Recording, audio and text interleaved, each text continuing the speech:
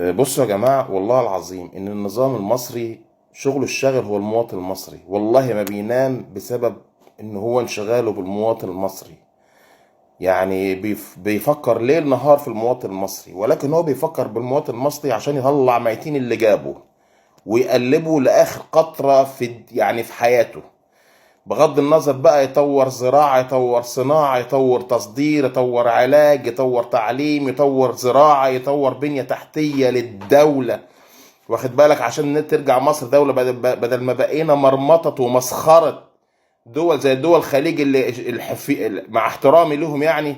هم كانوا حفاة عراة من 50 60 سنة. الدول دي ولا كانت ولا حاجة، ولا حاجة.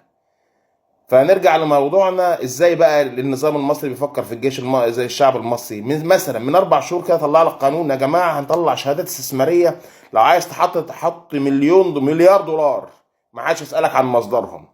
فطبعا الناس ما دخلتش عليها، قال لك الموضوع ده، قال لك دي تقليبه. خلاص، فقدت الثقه بين المواطن والنظام. خلص الموضوع، انتهى. زي ما قلت قبل كده، لو جه النظام قال لي الشمس هتطلع من بكره من الشرق، معناها تطلع من الشرق. الناس لازم تعرفوا انها تطلع بكره من المغرب، من مغربها، والقيامه قامت خلاص. ما دخلتش الشعب عليهم. قال لك نقلب الناس دي ازاي بقى؟ طيب احنا بقى ننزل الجيش بالعافيه بقى، اللي معاه دولار هناخده، ويتعمل لك قضيه عسكريه ويطلع ميتين اهلك.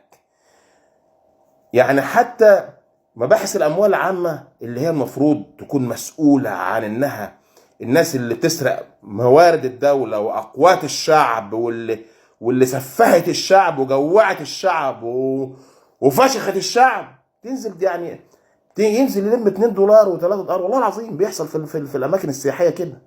العيال اللي شغالين في البازارات يجي له واحد اجنبي يديله 5 دولار ولا حاجه ويعمل له. انا شفت بعيني الكلام ده، انا شفت بعيني واتقال لي. فيجي يقول لك بقى يعني من 4 شهور كان الموضوع كان موضوع قانوني انك تحط فلوسك بس ومش هنسالك. بعدها ب4 شهور ما دخلتش على الناس، بقت جريمه يعاقب عليها القانون. بالله دي دوله ممكن يدخلها واحد اهطل يحط فيها قرش؟ يعني انا قسما بالله سافرت اكتر من 17 دوله. يمين الله احنا بقينا مسخره العالم. قسما بالله العظيم 3، احنا بقينا ليس دوله خالص. مش هو كان بيقول شبه دولة؟ احنا ولا بقينا شبه دولة ولا بقينا. احنا كنا دولة وكنا من اعظم دول العالم. وحرام اللي بيحصل لمصر ده، حرام.